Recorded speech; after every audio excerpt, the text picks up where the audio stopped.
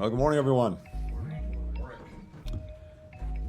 So we said we would run through the tape, and I think we've been going in a full sprint. This has been quite an eventful final week for this administration, making good on the president's commitment to use every minute, every day of every week that we had to get results.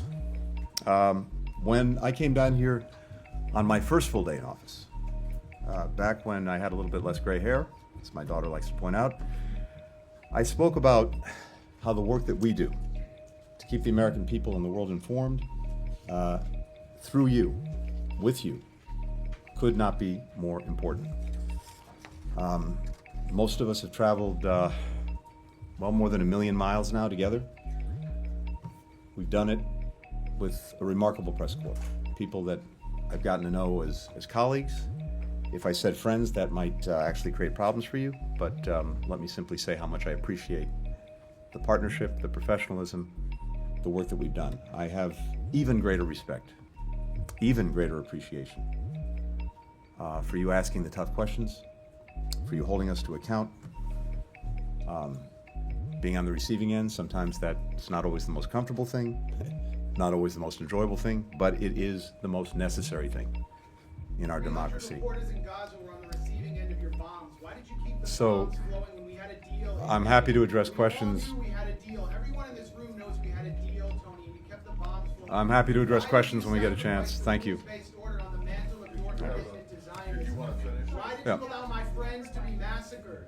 Why did you I'm allow happy my to friends address be your massacred? questions when we get to questions. Thank you.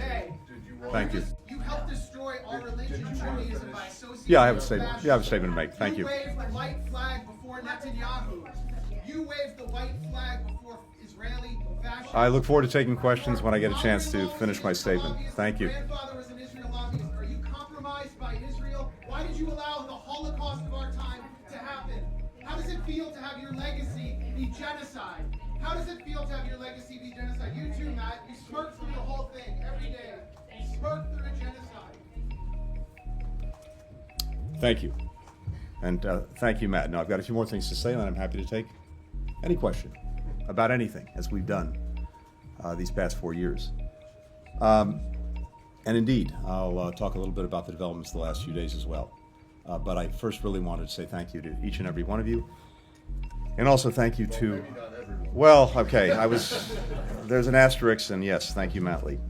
But also to a remarkable press team here, led by Matt Miller, who do the work every day of trying to make sure that you're informed, the American people are informed. Let me also just take a step back before diving into the developments of this week, these last days, just to consider how far we've come over these past 4 years, and also to think a little bit about where we might be going from here. When President Biden took office, the United States faced the worst public health crisis in more than a century. It faced the worst economic crisis since the Great Depression, and unprecedented breaches with allies and partners around the world. Our adversaries saw a historic opportunity to work together to challenge our interests, to challenge our global standing, to challenge the international system of rules and principles on which our security and prosperity depend. First time I had an opportunity to speak at length in this role, I laid out how we would work to leverage American diplomacy to safeguard and accelerate America's renewal, how we would reimagine and revitalize our greatest strategic asset, our unmatched network of allies and partners, to deliver on issues that actually matter in the lives of our fellow citizens, matter in their livelihoods, matter in their futures, and to defend against increasingly assertive and aggressive revisionist authoritarian powers. And also, how we modernize our own diplomacy to try to deliver on these priorities, to ensure that this department is ready to meet the tests of a more contested, a more complicated, a more combustible world. As President Biden emphasized when he was here on Monday, thanks to historic investments at home and around the world, the United States can now operate from a position of greater strength to tackle all of these challenges. Our adversaries and competitors are weaker.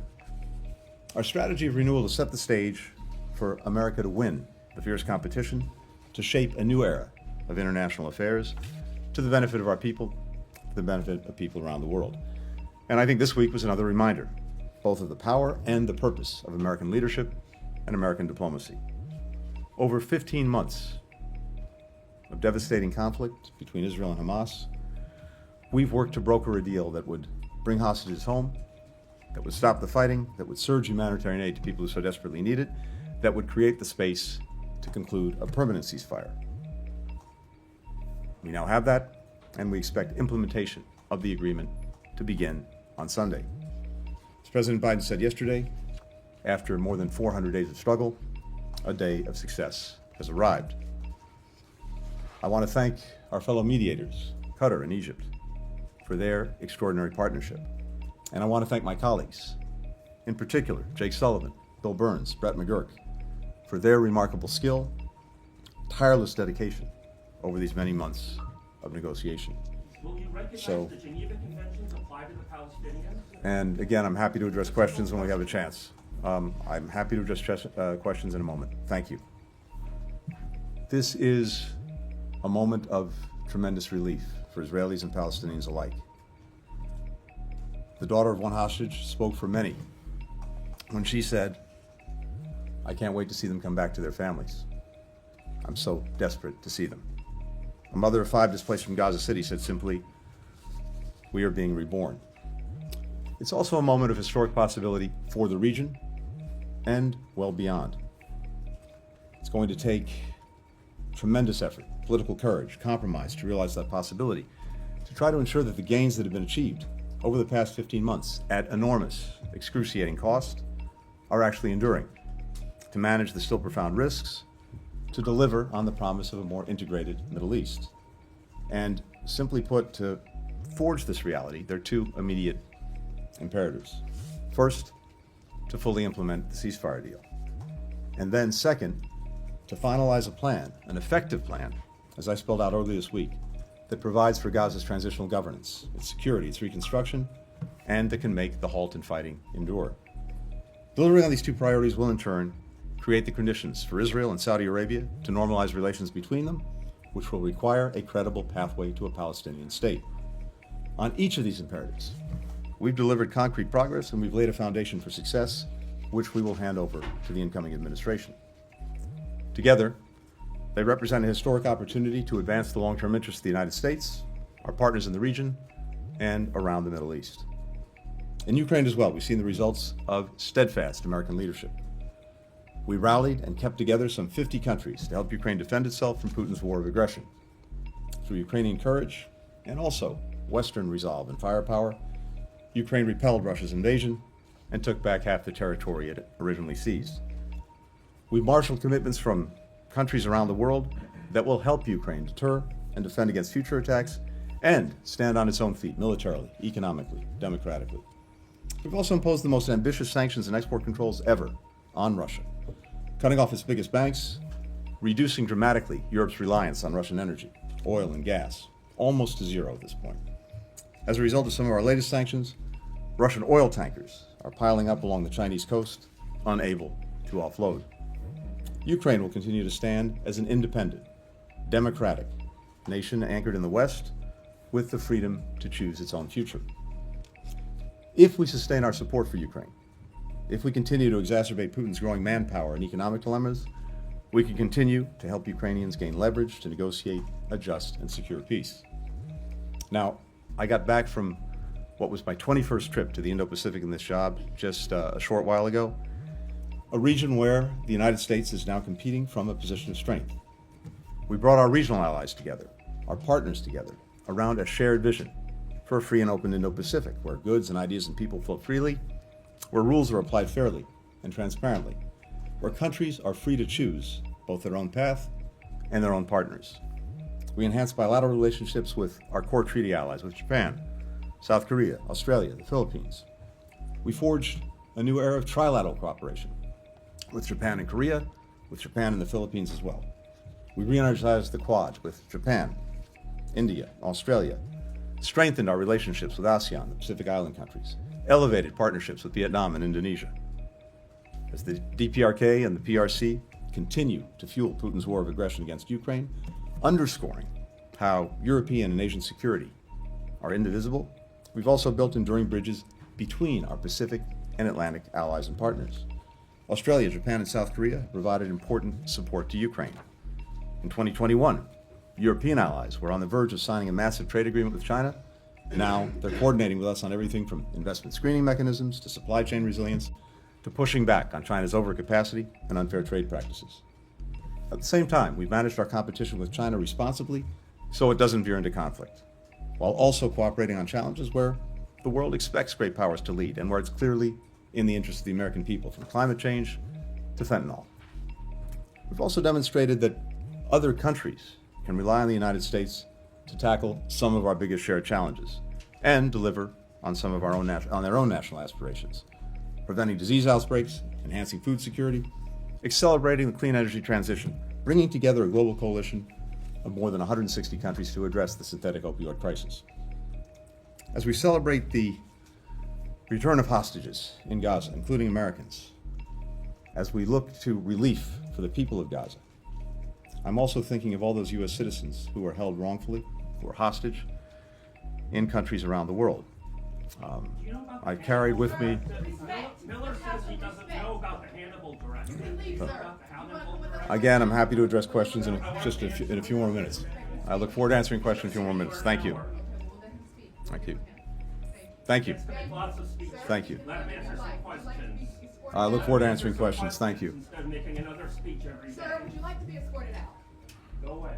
You don't have the responsibility to tell me where to go. Do you want to be escorted Okay. out or not? I want him Thank to you. answer questions. I look forward to answering questions in a minute. I'm a Thank you. journalist. I'm not a potted plant.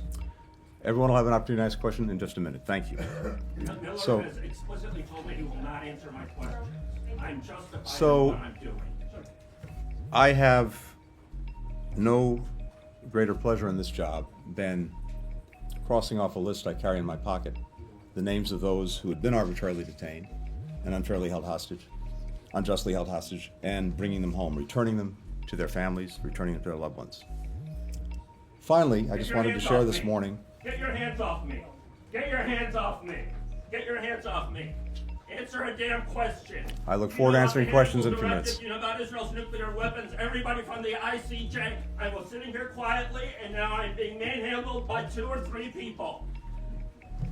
You pontificate about a free press. You pontificate about a free press. You are hurting me. You are hurting me. You are hurting me. I'm asking questions after being told Please- by Matt Miller that he will not answer my questions until I'm asking. Please, sir, respect the Was- process. We'll have an opportunity to take wasn't questions the in a few IC minutes. Wasn't the point of the May 31st statement to block the ICJ orders? You blocked the ICJ orders. You Please, sir, respect the process. Thank you. oh, respect the process. Respect this process. While everybody from Amnesty International. From Amnesty International to the ICJ saying that Israel's doing genocide and extermination, and you're telling me to respect the process. Criminal, why aren't you in The Hague? Why aren't you in The Hague? Why aren't you in The Hague?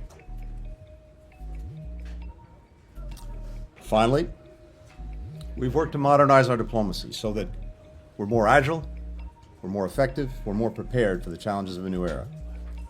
We've reorganized this department to lead on issues that increasingly animate our diplomacy, whether it's emerging technology, public health, strategic competition, economic statecraft.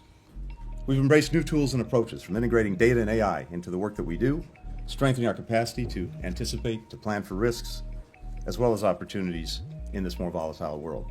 Maybe most important, we've invested in our people, improving our hiring and retention practices, diversifying our workforce, strengthening our training, providing more support to employees throughout their careers. We've hired the largest foreign service officer class in more than a decade, and we've grown our civil service corps at the fastest rate in more than 20 years. It was gratifying to me, and I think to everyone in this department, that among the first and last stops President Biden made in his tenure was right here at the State Department. I think that is powerful evidence of the trust that he placed in us to carry out this country's foreign policy. Our diplomats represent this country with exceptional skill, with professionalism, with heart. They often do so at great personal sacrifice, little fanfare, in some of the world's most challenging environments. It has been, simply put, the greatest of honors to be able to work shoulder to shoulder with them. These past 4 years, there have also been moments of disappointment, of hardship, of heartbreak. But I leave this job knowing that we spent every day thinking about and working toward what we believe is best for our people, the citizens we have the immense privilege of representing. And I'm confident we leave office with our country and with this department in a much stronger position than we found it. Now, with that, one last time, I look forward to taking some questions. Mr. Miller. Thank you very much, Mr. Secretary, and thank you for the very opening comments about the work, the cooperation with us, the press corps. Even when we haven't always been satisfied with the answers, we do certainly appreciate your willingness to engage with us, and so thank you for that. I want to start. Actually, I only have one question. Exactly 16 years ago today, January 16th, 2009, former outgoing Secretary of State Condoleezza Rice had her final press briefing here. And all of the questions she got were about Israel and Gaza. Every single one of them. And she said, we were working on an enduring ceasefire. She was about to sign an agreement with then Foreign Minister Livni that would move toward that way. She was working with international partners. Names have changed, but countries pretty much the same: Egypt, the Europeans, the Gulf Arab states. And so 16 years ago, we were in the same situation that we're in now, particularly because this ceasefire, current one, still seems to be in limbo. I'm wondering if you can point to any progress that has been made over the course of the Bush administration, the Obama administration. Has there been anything that has changed or given you hope? Because we're basically back in the same position we were 16 years ago. Yeah. Thank you, Matt. This is a long story. It's an enduring story. It's a story that is not likely to end anytime soon. And if you go back over the course of many administrations, not only Secretary Rice, but so many of our predecessors, and so many of her successors, and now me, this is a story that we've been engaged in, one way or another. And I think each of us has probably brought the conviction to it that we could and should do everything possible to try to get to and write a better conclusion, a good conclusion for the story. And so many of us, for many years, have labored to do just that. I think one of the lessons that we have to take away is that as resourceful and as powerful as we are, at the end of the day, we can't make decisions for others. They have to make them. They have to make hard choices. They have to take chances. We can do everything possible to push, to prod, to encourage, to support, but ultimately the decision lies with those most directly concerned. That's one thing. But the second thing is, and I believe this strongly, there's also no substitute for our engagement, for the efforts that we make in trying to move this forward and get to a better place. And yes, we have absolutely seen both progress and promise. And the question is whether leaders on all sides, with the people behind them, will find a way to seize on those opportunities. So, as I laid out in some detail just the other day, when we took office, we were very focused on pursuing greater integration in the region as the real answer to creating more security, more peace, more opportunity for people. Not trying to change individual countries, governments, societies, but bringing them closer together. And before October 7th, we'd done a lot of work on this integration, building on the Abraham Accords of the first Trump administration, pointing toward the normalization of relations between Saudi Arabia and Israel. And as you all know, we were all planning to go to Saudi Arabia and Israel because we'd made so much progress on the normalization accords on October 10th, a trip that of course didn't happen, to do two things: to try to help finalize agreements that were necessary to get to normalization, and as part of that, to find a clearer way forward, a pathway to a Palestinian state, vital to Saudi Arabia, very important to us as well. Even with everything that's happened since October 7th, I believe strongly, including from my many conversations with leaders in the region, whether it's in Israel, in Saudi Arabia, or beyond, that the desire to pursue integration, the desire to bring countries together, remains strong, remains powerful, and can be a driving force for finally resolving some of these other questions, including the Palestinian question.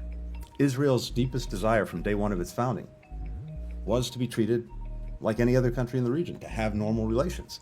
And it's been demonstrated that that's possible and desired. But it requires, among other things, ending the conflict in Gaza, which we are now on the verge of doing as a result of everything that we have put into this. An agreement that President Biden put forward before the world in May, got the entire world to endorse. And in the months since, we've been working to negotiate the final details and get it implemented, and that's where we are now. So, end Gaza is one, and then yes, a credible pathway to a Palestinian state is two, and leaders will have to summon the vision and the courage to do that. I laid out some ideas for how you can get there just the other day, but I believe that is possible. I believe the driving desire for integration is something that can carry this forward. Finally, I'll say this. We've also seen, as a result of so much of the work that we've done, what the possibilities are.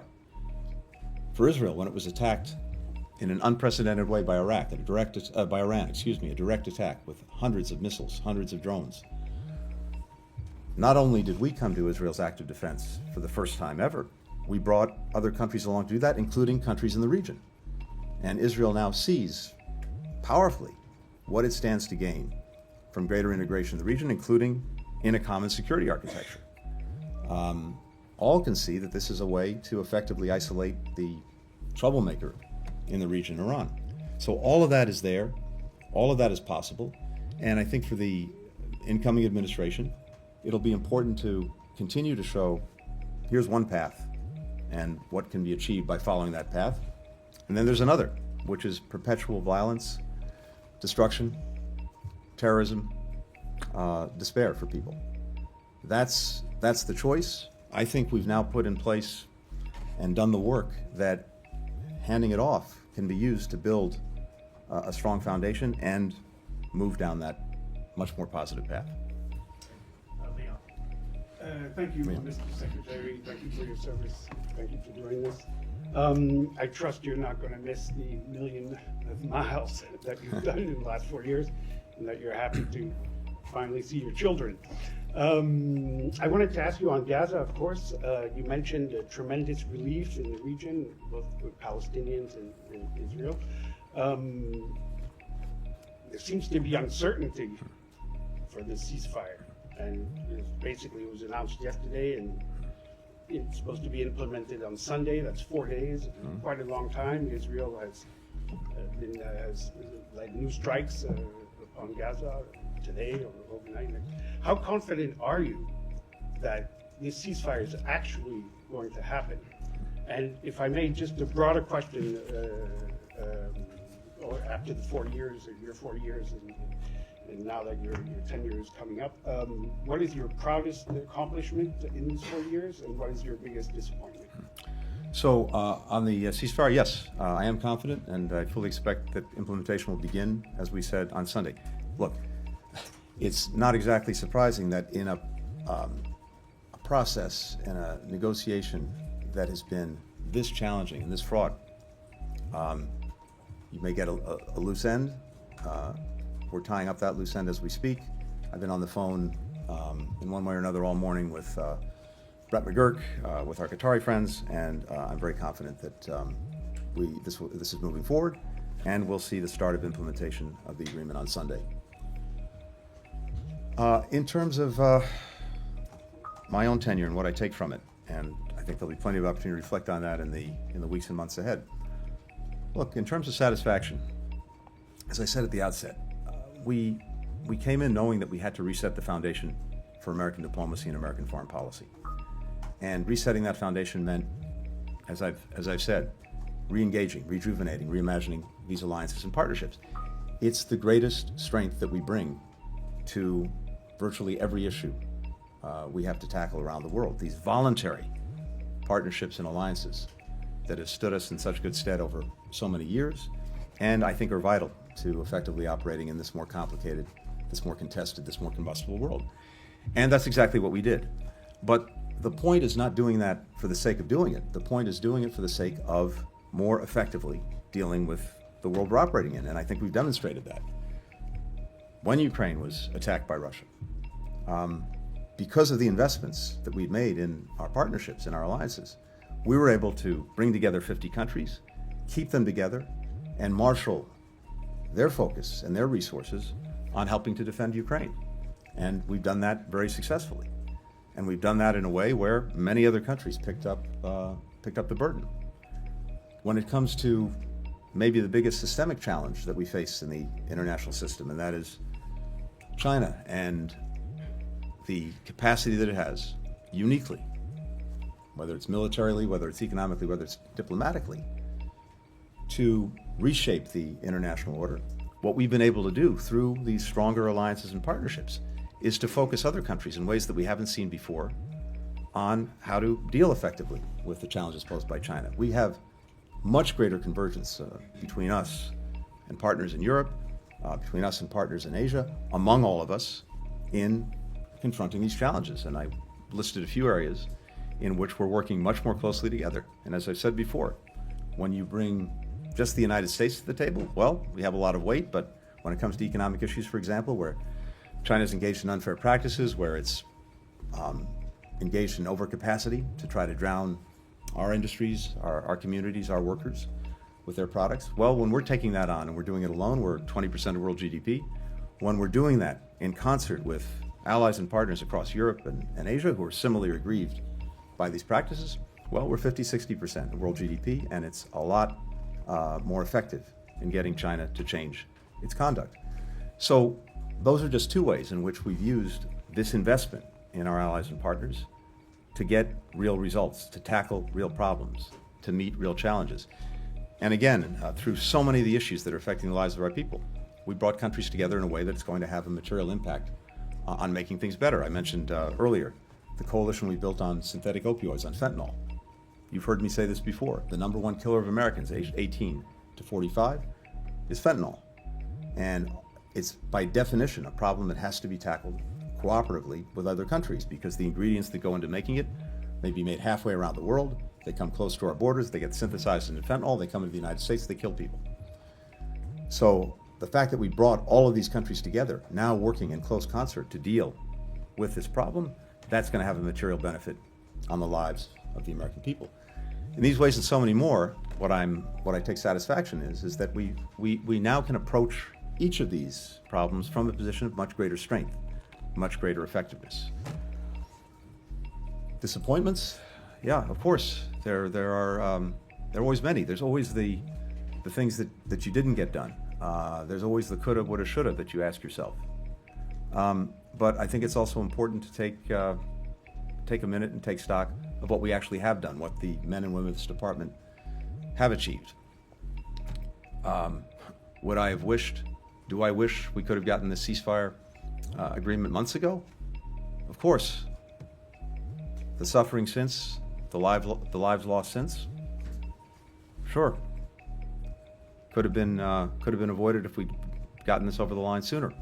But in something as complex, as complicated, where different events have intervened and the work that we had done, the progress we were making toward bringing it to conclusion was delayed or derailed, as the president again said yesterday, almost every time you're trying to deal with something this hard, And as George Mitchell put it so well in the context of Northern Ireland peace, you're going to have many, many days of setback and struggle before you get to that final day of success. But every one of those days of setback and struggle is necessary to get you to the day of success. Thank you for your service, and thank you for taking our questions over the last 4 years.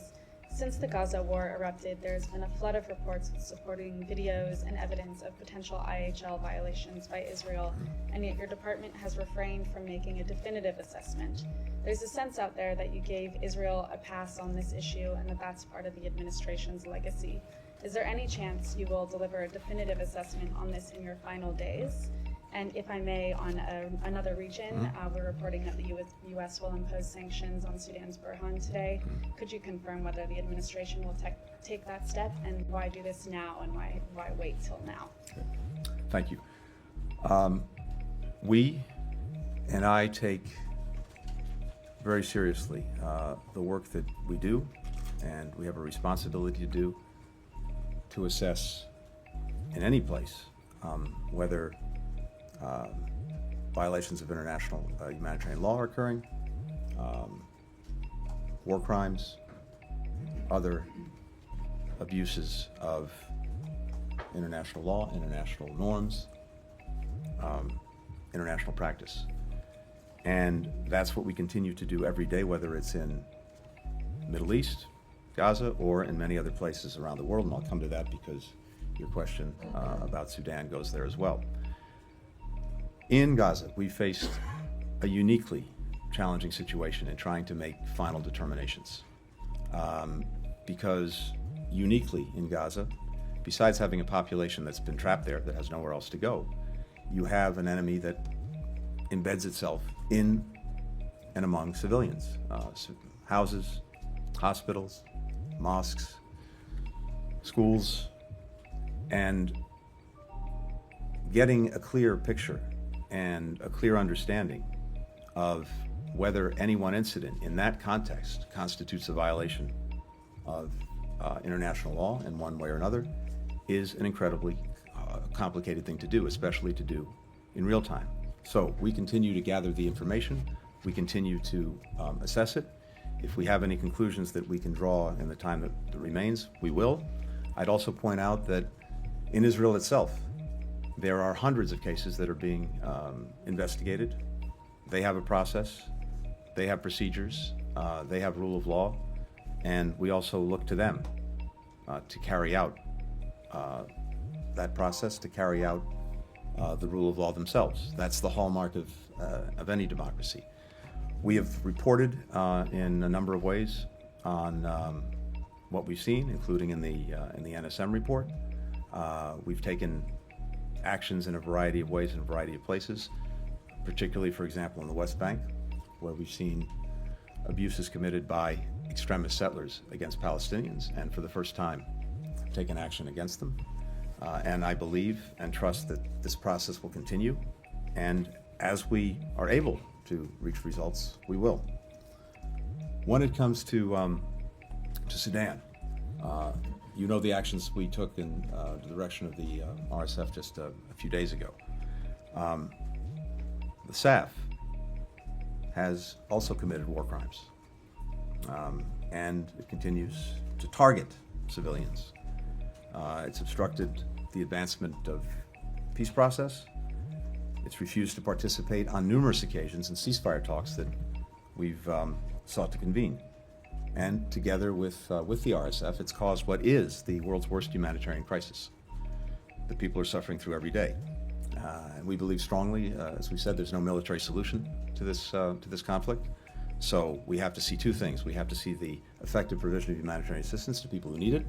We've been working very hard on that. We've seen some progress, but not nearly enough. And we have to see the end of the firing, the end of this conflict. And there we've seen virtually no progress. So in this situation, we're able much more clearly to account for actions that are taken.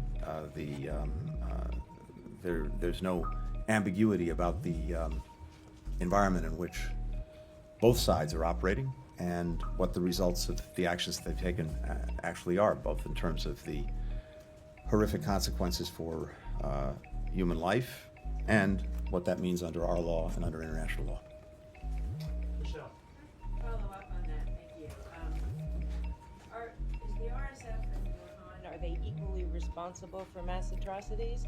And are these sanctions a sign of a failure of diplomacy? And then real quickly on the Middle East, how would you describe your dealings these past 15 months with Netanyahu? So, on the RSF and the SAF, the actions we took on the RSF, as you know, had a determination of genocide. The actions that we're looking at for the SAF go to war crimes, so there are gradations in these things, and we follow the law. We look at the criteria. We look at this intensely with our lawyers, with our experts, in order to make these determinations, guided, as I said, by the criteria. The end result is, one way or another, people are suffering grievously in Sudan. It is, again, the worst humanitarian crisis in the world, and we have been deeply engaged with our diplomacy to try to bring it to an end. We haven't to date. But as I've said, part of our challenge in any of these situations is to keep working through it, to keep pushing, to keep pressing, to get to that one day of success. It is, for me, yes, another real regret that when it comes to Sudan, we haven't been able on our watch to get to that day of success. As I said, some improvements in getting humanitarian assistance in through our diplomacy, but not an end to the conflict, not an end to the abuses, not an end to the suffering of people. We'll keep working it for the next 3 days, and I hope the next administration will take that on as well. On the last 15 months, look, one of the things I think is really important is, as a general matter, to focus less on personalities and on people and more on policies. And what is it that we can do? What is it we should do to affect those policies? And so what we've been working on over the last 15 months since October 7th was to help shape the response in a way that accomplished 3 basic things. One, of course, to try to ensure that October 7th could never happen again, and to make good on our commitment to Israel's security. 2, to prevent a wider war, a broader conflict that drew in more countries, more groups, both because that would bring even more death and destruction, and because it was exactly what Hamas was looking for. Get that wider war, be able to have others attacking Israel, and to allow Hamas to continue to do what it was doing. And third, of course, was to try to do right by the people who were caught in the middle of this crossfire that Hamas initiated, the children, the women, the men of Gaza, with better protection for them, with more assistance for them. And that's what we've been focused on these 15 months. None of that changes what's happened, but it has put us now in a position where there is the real possibility for moving this to a better place. The immediate possibility, more than possibility now, the immediate reality of finally moving Gaza to a better place, finally getting hostages home, finally getting relief that people need, finally having an opportunity to have an enduring ceasefire, but also, as I was talking about with Matt before, in the region, as a result of the extraordinary setbacks that all of these actors who are responsible for the death, the carnage, the inability to make progress, the setbacks that they've encountered, whether it's Iran, whether it's Hezbollah, whether it's Hamas. So that creates a real moment of opportunity. And as I said, we've done everything we can to put in place, to make the investments and the plans necessary to take advantage of that opportunity. We're handing them off, and my hope, as I said, is the administration that's coming in will continue them. Jimmy. Mr. Secretary, on shaping those policies, looking back, is there anything you would have changed in how you negotiate to shape those policies? And do you regret not being firmer on the red lines you gave to Israel on humanitarian aid and civilian harm, given the state of Gaza right now? So again, a few things that I think are important, at least that I take away from this. One is it's I think a mistake to ascribe to any one individual or any small number of individuals policies that, in the case of Gaza, were basically supported by an overwhelming majority of Israelis after the trauma of October 7th. This is a deeply traumatized society, just as Palestinian society is deeply traumatized by everything that's followed October 7th.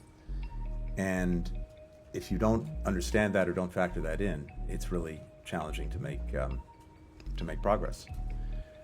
So I think we've looked at that, we've understood that, and as I said, we had certain priorities that the president set that we've tried to carry forward in approaching everything we've done since October 7th, and we are now in a place where we're finally, I think, making good on those priorities. As I mentioned, one of them was to avoid a broader war with more countries coming in. And at various moments throughout these last 15 months, we've been right on the edge of having that wider war. And because of American diplomacy, because of American deterrence, because of America's ability to mobilize others, we've avoided it.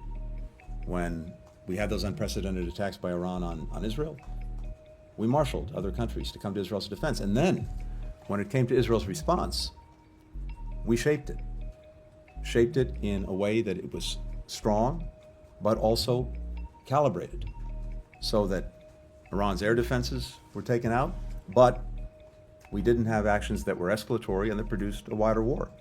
And that didn't just happen, it was the product, again, of American diplomacy and American deterrence. Throughout the 15 months on the humanitarian situation, when, and again, in an environment that is unique, which doesn't obviate Israel's responsibilities, doesn't excuse things that haven't been done that should have been done, but is important because operating in that unique environment with a population trapped in Gaza and other places where there are conflicts, people can usually go somewhere else.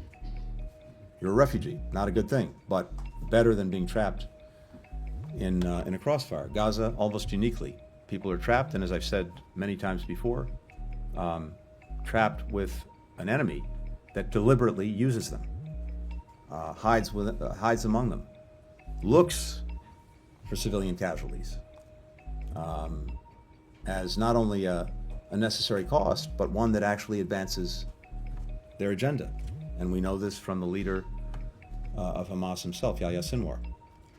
So that's made things very challenging. But whenever on humanitarian assistance, we've seen things moving from bad to worse, we've engaged strongly and we've gotten results. Whether it was back in April or May, whether it was more recently in September, October. But fundamentally, the only way, given the complicated, incredibly complicated environment, to really get at the needs of the people was through a ceasefire and a hostage deal. And that's why we've been laboring so hard on it. And that's why now, as it's implemented, we're finally going to see the relief that people so desperately need. Let me just add this, and I'm sorry for going on. At various points along the way, in terms of getting that deal,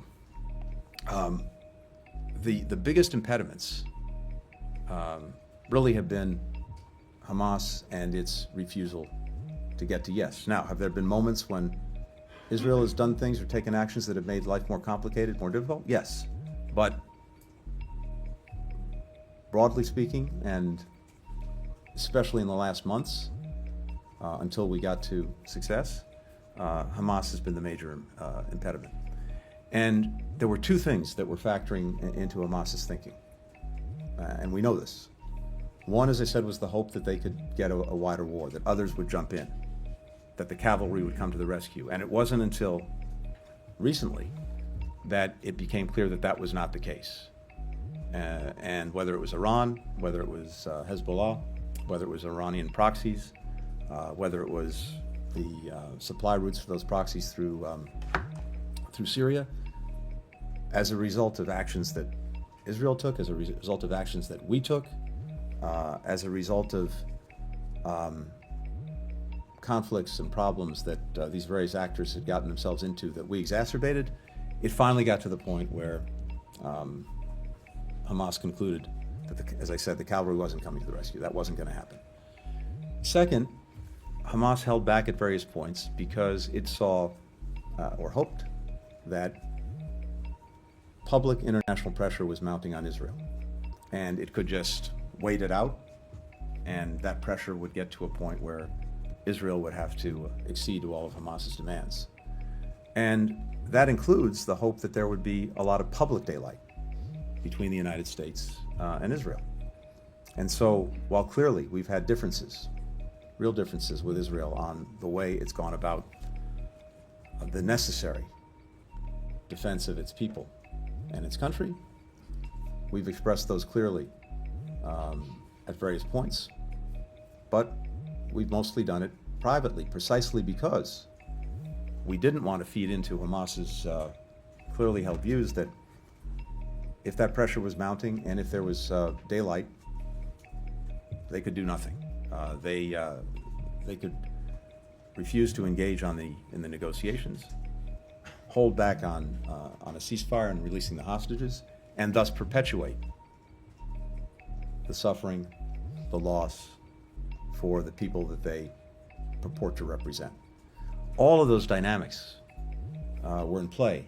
All of those dynamics were ones that we had to make judgments about, navigate, with eyes on the prize of getting to the day we got to yesterday, which is the ceasefire and hostage release. So, it's absolutely appropriate to ask questions about that, to ask ourselves questions, for everyone to ask questions. Some people say we did too much to restrain Israel when it comes to Iran, when it comes to Hezbollah, when it comes to others. Others say we did much too much to enable. And all of those questions are the right ones to ask, and they'll be asked for a long time. We had to keep our focus relentlessly on getting to this place where we could actually get a change, where we could actually get an end to a conflict, an end to suffering, and the prospect of something better. We'll take one more next session. Mr. Secretary, thanks very much. On why you got to the ceasefire deal, as you just highlighted, you talked a lot about Hamas and pressure, Hamas being diminished helped get them across the line. But on the Israeli side, do you believe that Trump and Steve Witkoff, either through direct pressure or through Netanyahu's perception of Trump, that helped get this deal across the line? And I want to bring up Ukraine and give you a chance to do legacy on Ukraine. You've argued that you've taken a lot of recent steps to try and give Ukraine leverage and give the Trump administration leverage. Let me just point out, though, that there's no money left in the replenishment fund. Ukraine struggles on the front line. Russia has a reconstituted defense industrial base because of China. So do you fear that your legacy on Ukraine could actually be defined by your successor? On the ceasefire deal first, look, the important thing is not who gets the credit. The important thing is getting the result, and that's exactly what we've gotten. As I've said, the deal that was agreed is based on the proposal that President Biden put out months ago in May. The framework that he made public in detail, that we then went around the world and got country after country to endorse, culminating with the UN Security Council. That's what moved Hamas in the first instance, because up until that point, Hamas had been rejecting the idea of having an initial phase of 6 weeks, ceasefire, hostages begin to come out, prisoners are released, humanitarian assistance surges, and we used the time to reach an agreement on the conditions for an enduring ceasefire. They'd rejected that scheme. And it wasn't until May, when the president went public, detailed it, we got the whole world behind it, that Hamas was isolated and it moved. And then practically every day since then has been work on trying to actually negotiate the details that had to follow from that to fill in the framework and understandings on its implementation. And we got very close to completing that on a number of occasions. And as I said, events of one kind or another inevitably intervene that delay, that derail the work that you're doing. But we kept at it. And meanwhile, as I just described, I won't belabor, all of these other factors that went into the calculus of Hamas changed dramatically, and in no small part because of actions we took in a way to exacerbate the challenges of Hamas and its many potential supporters, as well as actions that Israel took.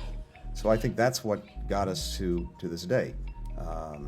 Our diplomacy, our deterrence really isolated Hamas to the point where they finally came back to the table, got to yes. In recent weeks, just to cite some other examples, when Hamas was refusing to engage in the fall, I went to our friends in Qatar and said it's time to tell them that their political operation housed in Qatar is no longer welcome. And that's exactly what the Qataris did. In recent weeks, we went also to other actors, including Turkey and President Erdogan, to use his weight and influence to get Hamas back to the table, to try to conclude an agreement. And he did, and they did. So it's a long way of saying that all of these things coming together over many months, I believe, is what's gotten us here. Now, having said that, it was, I think, very important and very responsible to not only fully inform the incoming administration of what we were doing, but also, yes, to involve them in this last part of the process that got us to the agreement. And the reason for that is virtually everything that now needs to be implemented under the agreement will be implemented under the Trump administration. And it was very important for the parties to know that the Trump administration stood behind the agreement that we negotiated and that President Biden put forward. And I both appreciate and applaud the very good work that Steve Witkoff did, working closely with us, with Brett McGurk, in helping to get this over the line. But I think being very clear with all concerned that the incoming administration supported, endorsed, and would carry forward its responsibilities under the agreement, that was an important thing to do. On Ukraine. So, as I look at it, first, where we started was Putin's intent, desire, and plan to erase Ukraine from the map, to subsume it into Russia, to realize his imperial designs. And as a result of the actions that we took in support of the Ukrainian people with many other countries, that's failed, and it won't succeed. Ukraine is standing, and that's the most important thing of all. Now, the question of where Ukraine goes from here and where we go from here is obviously a very important one, because there's an opportunity, again, an opportunity that we're handing off to make sure that Ukraine can go forward as an independent country, increasingly integrated with Western institutions, because that's the desire of its people, and a country that stands on its own feet, whether that's militarily, whether that's economically, whether that's democratically. And if its people and elected officials so desire to pursue some kind of resolution or ceasefire with Russia. Now, that requires Ukraine to decide that that's what it wants to do. It also requires Russia to agree. And there, what we've been working to do all these past months, right up to the end, is to make sure, that I've said many times, that Ukraine is in a position of strength to be able to make those decisions, whether that's to continue fighting if it's necessary, or to negotiate, but to negotiate from a stronger position. Part of that, though, has also been imposing extraordinary costs on Russia, and I think you should not discount those, including the impact that they have on Russia's decision-making. The losses that Russia has incurred are almost unimaginable. I think by some assessments, 700,000 to 800,000 casualties. That includes those killed and those wounded. The flight of so many of its most talented people from Russia. The weight of sanctions export controls, the weight that's such that everything Russia tries to do, even the workarounds that it's done with its war economy, everything is harder, takes more time, and costs a lot more. We see the impact on its economy. We see the impact on its future, its inability to invest in the critical industries of the future that would be a source of strength for Russia. So there's a heavier and heavier weight bearing down. So I believe that the incoming administration is in a position where, if the Ukrainians so desire and so choose, it can help to negotiate a good deal. And President Trump talks about having good, strong deals. I think there's an opportunity to get one. One of the most critical things will be, if there is to be a ceasefire, is to make sure that it's enduring, that it holds. Because what we know is this: in Putin's mind, if there's a ceasefire, he's simply going to rest, refit, and then, when he deems the moment right, reattack. So you have to have built into any ceasefire the effective deterrence necessary so that he doesn't reattack. That is, I think, a necessary part of any good, strong deal for Ukraine.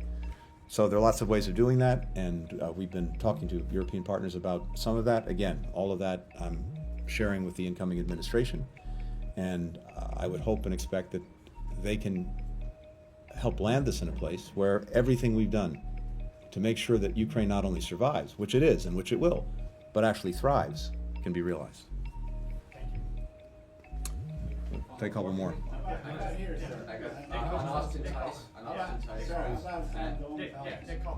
Austin Tice, it's been a few weeks since Roger Carstens had said they were narrowing down locations where he may have been held.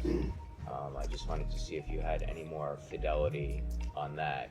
And then separately, yesterday, your successor before the Senate Foreign Relations Committee commented on the Panama Canal. You've been dismissive of the incoming administration's overtures on Greenland, but not as vocal on the Panama Canal. He said the issue is not a joke and it's a legitimate issue that needs to be confronted over questions of neutrality and China's ability to choke off commerce on both sides of the canal. So I wanted to see your comments on that. Sure. Look, on Austin Tice, all I can tell you is this. Not a day goes by where we're not out there trying to obviously find him or get information about what has become of him.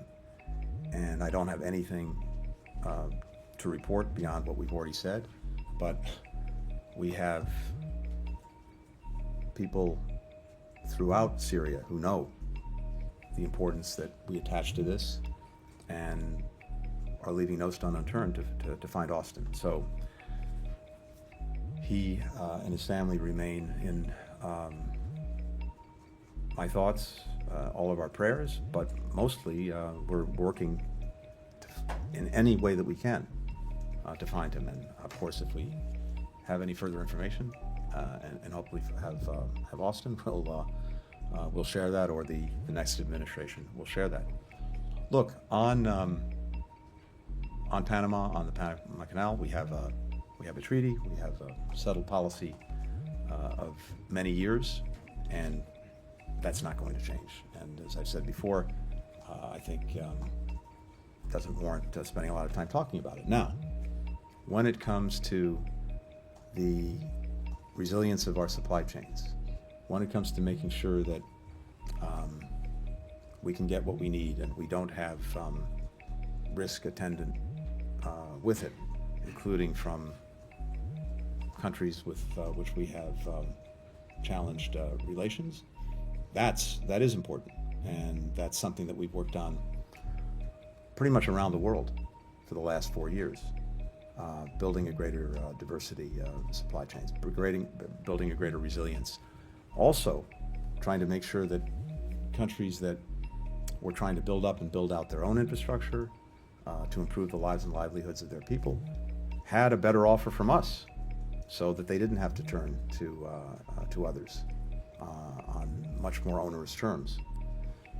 And we've made extraordinary progress on that these last 4 years. So I think that's where the focus should be, and that's where I expect the focus actually will be. Mr. Secretary, thank you for taking the extra questions. Since the ceasefire was announced, authorities in Gaza have reported another 73 people killed. Aren't we seeing an erosion of norms, given the extraordinary numbers? And you've been saying for months that Hamas is degraded militarily. At one point you said, I think, Israel was only making marginal gains when there'd been another very big airstrike with civilians killed. So I just want to put that point to you, that haven't we seen here the degradation of norms, given the kind of extraordinary numbers, and here we are still seeing them after a ceasefire agreement is announced in the run-up to that. So I wanted to get your thoughts on that. And just secondly, on the point about international journalists being banned from Gaza, can you tell us that you are and have been still pressing the Israelis, that it is your expectation that international journalists will be allowed in? Second part first, yes, that remains the expectation, and I think it's, as in any place, very important that all of you and your colleagues are able to report, are able to share with the world what the reality is. So certainly I fully expect that to happen, especially in the context of a ceasefire, where the idea that just may be too dangerous for anyone to operate is no longer the case. So I fully expect to see that. During the ceasefire, during phase one? I would hope so. I can't speak to what the policies will be, but from my perspective at least, yes. Second, with regard to the ongoing actions, I spoke to this the other day at the Atlantic Council, and yes, I think some months ago, Israel achieved its core strategic objectives in Gaza. The fundamental objective being to ensure that Hamas could not repeat the horrors of October 7th, and to do that, to dismantle its military organization and capacity, and to deal with the leaders who were responsible for October 7th. And that happened some months ago. But in order for there to be a ceasefire, it was necessary that there be some agreement on getting the hostages out, including 7 Americans who remain. And in order to get the ceasefire to be enduring, now that we have an agreement on its first phase, there have to be understandings on what comes after, on a post-conflict plan, one that allows Israel to fully pull out its forces and stay out, one that makes sure that Hamas can't go back in, and one that provides for the necessary governance, security, reconstruction of Gaza. And we've been working every day in parallel on those plans. So now there's an opportunity, finally, to move forward. But as I said to you the other day, I think Israel's perspective on this has been, if they took pressure off of Hamas, it would make it less likely that Hamas would actually finally conclude this agreement. That's the way they see it, and that's the way they proceeded. We've tried to reinforce every day the urgency of actually getting to an agreement, so that all of this would stop. The firing by both sides would stop. The hostages would come out. The relief would get in. Well, we're finally at that point. I thank you all very, very much. Thank you. Thank you. And enjoy driving yourself on Route 66 and the GW Parkway. Matt, stay out of my way.